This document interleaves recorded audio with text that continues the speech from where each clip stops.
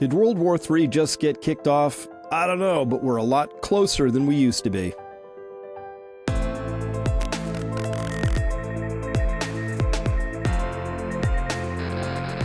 Hello everyone, Dr. Chris Martenson here of Peak Prosperity with your scouting report. It looks like it's November 19th, 2024. Let's go right into it.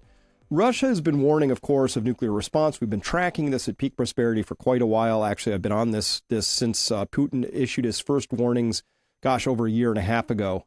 And now it seems like we're getting closer and closer to the end game in this. I don't know what that's going to be, but they were attacked anyway by neocons, many of them housed in the United States. But of course, NATO is infested with neocons at this point in time.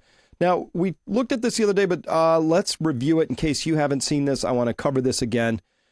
This is Putin saying, and I'll read this out because I don't speak Russian, and I'll read the subtitles for people who are just listening in. This is Putin speaking, and here he says, "We are not moving towards NATO, but NATO is moving towards us. Therefore, saying that Russia is behaving aggressively is at odds with common sense. Did we come to the border somewhere? NATO's infrastructure is coming towards us." That's what he said. So that's his point of view. NATO's moving towards Russia, and of course, he is not wrong. Here we can look at NATO's expansion over time, starting here in 1951, 1952. Turkey gets added. So what we're looking at here is a map. Russia in red with some other red satellite states, because that, of course, is the USSR. That includes Ukraine, Belarus, places like that.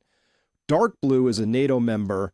Slightly lighter blue is an individual partnership, and a light blue is Partnership for Peace. Here we are in 1978, 79, not a lot going on. Up there's Spain joining around in the early 80s, and we still have places like Romania, Hungary, Austria, Poland, white. Oh, look, Ukraine, Belarus, Lithuania, Latvia, all turned blue.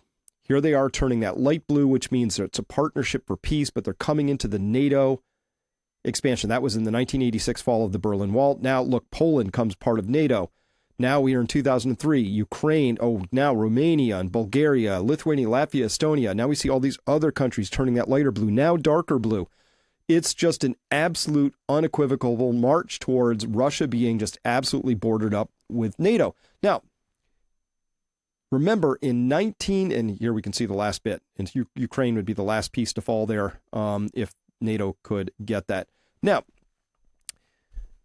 as we just remember this, in 1998-99, when Putin was first taking power, he actually approached the West, principally the United States, and said that he wanted to actually join the economic partnership and, thawing relations, post-Gorbachev, all that stuff, right?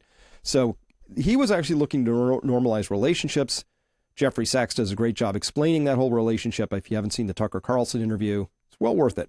That context is important. In the West, the United States said, nah. You know why? Because the United States, principally the military-industrial complex and its neocon partners, the neocons want might makes right. We force our will upon the world and kill the people who don't agree with that. And the defense contractors get stinking rich doing that. That's been the game for a long time. If you wonder in the United States why we can't have nice things, why we don't have high-speed bullet trains and cheap healthcare and cheap, college educations like other countries do, despite paying as much in taxes as these so-called socialist countries that do get those sorts of things. It's because what we're doing in the United States is spending a lot of money blowing stuff up. That's the game. It's been the game for a long time. So Putin says, hey, I'd like to normalize relationships, but the money train back in D.C.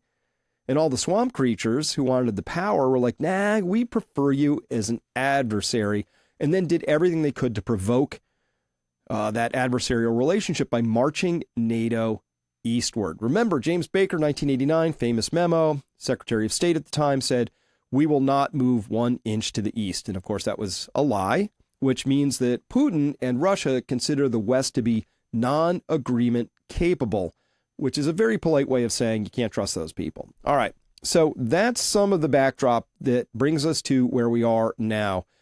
So here's the preamble to this story for today. Just very recently, just maybe about a week and a half ago, Putin said, do you want to go to war with Russia? Ask Europeans whether they want, because that is the way it's going to be. European countries will be drawn into the conflict with Russia against their will, even before they blink an eye. So People don't want war. I don't want war. The people of Europe don't want war. A very small number of people who think they want war because they were sold that through their media arm, well, they're just morons. It's not an actual position they hold.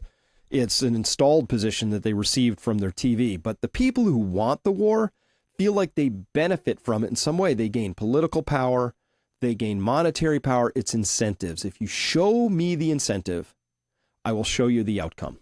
It's a Charlie Munger quote, and it's absolutely brilliant. What are the incentives? Well, there are some people, unfortunately, at the top of the power structures of the West who think they stand to gain by going to war with Russia. I don't think they've thought this all the way through. They don't understand that our economy is a complex system. They don't understand that the energy flows that come from Russia are necessary to maintain that complexity, that without those, the whole thing simplifies, which is a euphemism for becomes really painfully unpleasant and hard. And things that were easy are no longer easy to accomplish, if it even at all possible. Now, just a couple days ago, the New York Times, I think this was on Saturday of this past week, which would have been around the 16th, Biden allows Ukraine to strike Russia with long-range U.S. missiles. Well, with 2 months left in office, the president, for the first time, surprise, authorized the Ukrainian military, air quotes, to use a system known as ATACMS, ATACMS, to help defend its forces in the Kursk region of Russia.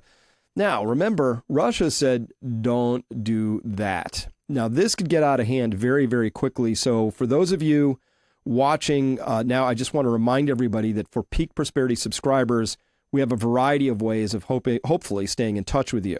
Obviously, at the website, we will send out email alerts. An alert is a service I provide when I see something. Could be a market breaking suddenly. It could be some news, a little piece of information that would cause myself and Evie to change course, run to the store, grab some more things, really get ready for something. If I see something like that, I will send out an alert. Well, we've added another layer to that just recently, which would include SMS alerts, meaning we can get you by phone, get you by text. Sometimes those text systems will be up and running, even if email isn't getting through, phone calls aren't getting through, maybe you can't get to the web site itself. So be sure to sign up for those SMS alerts if you're a Peak Prosperity subscribers, because I may be using this in the coming days, weeks, months. Now, we know it wasn't Biden himself who actually went ahead, and here, let me pull this volume up real quick. We know it wasn't Biden who authorized this strike deep into Ukraine. Obviously, we don't know who it was, but we know it wasn't Biden. We know that because this is Biden this past summer. Here's the level of mental acuity on display back then. I want to hand it over to the president of Ukraine, who has as much courage as he has determination. Ladies and gentlemen, President Putin. President Putin. You can beat President Putin.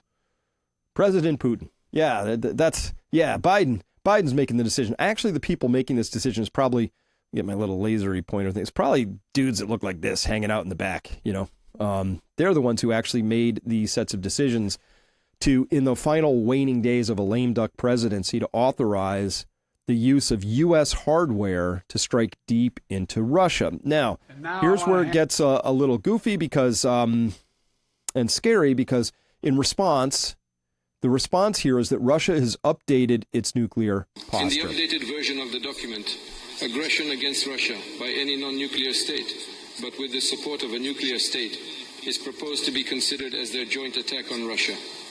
Russia will also consider the possibility of using nuclear weapons when receiving reliable information about a massive launch of means of aerospace attack and their crossing of our state border.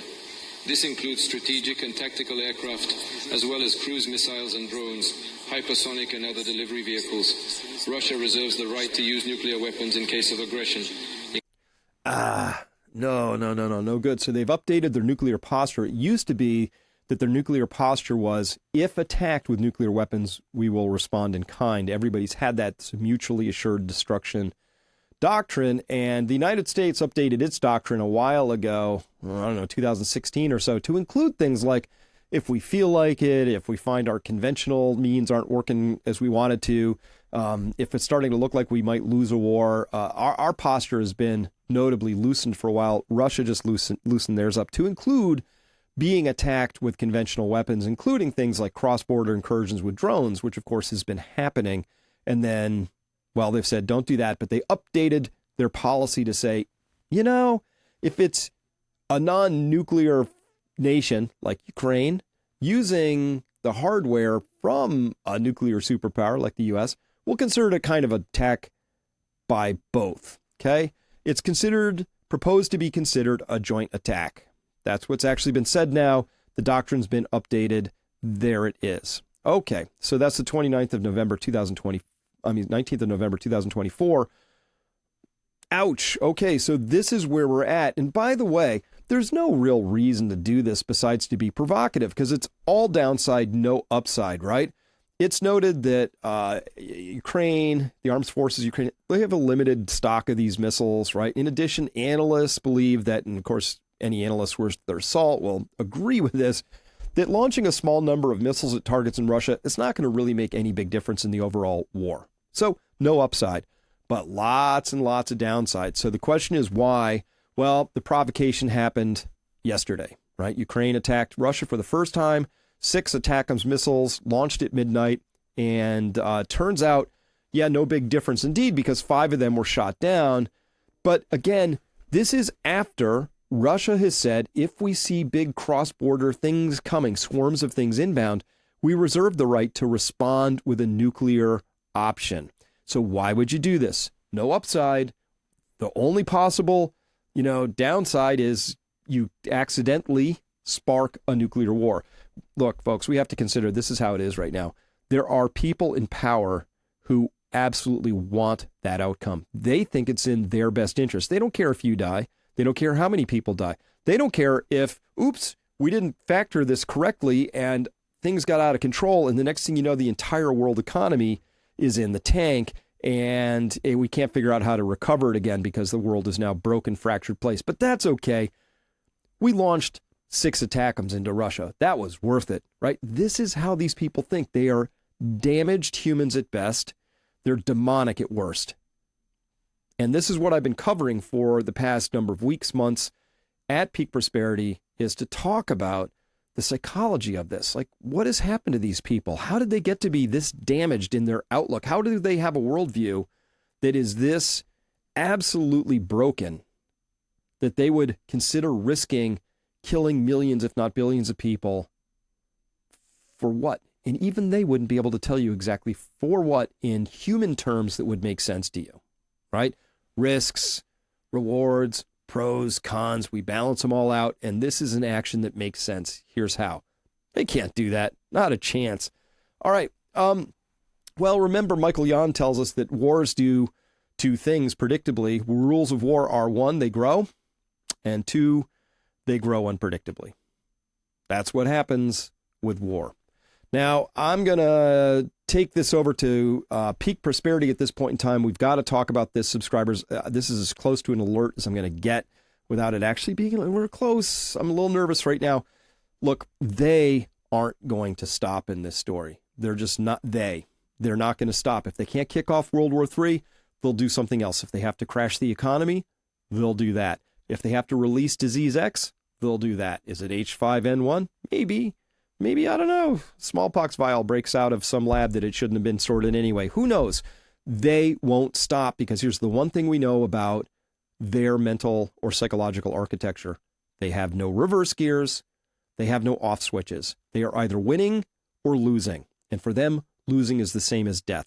So before they're going to willingly lose, they're going to do everything they can to win. And I mean anything and everything. I know it's hard to get your heart around that and mind around that, but that's just how it is. And we have oodles of data and observations to support that this is what we're up against. Folks, it's down to the wire right now. Time for everybody to get prepared, get ready, because there's consequences for these sorts of actions. And whether it's this particular one or the next one, I don't know. I might be wrong, but I'm not confused. They are going to keep going until they break something. All right, thanks for listening. And for Peak Prosperity subscribers, come on back. We got something important to talk about today.